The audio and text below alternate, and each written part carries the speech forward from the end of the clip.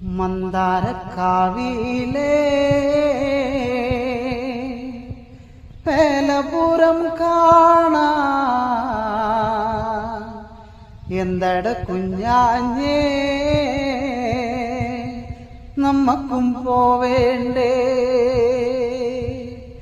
മന്ദാരക്കാവിലെ പേലപുരം കാണാൻ എന്തട കുഞ്ഞാഞ്ഞേ നമ്മക്കും പോവേണ്ടേ. മകരക്കൊയ്ത്ത് കഴിഞ്ഞ് മാനം തെളിഞ്ഞാലേ മന്ദാരക്കാവില് പൂരക്കൊടിയേറും.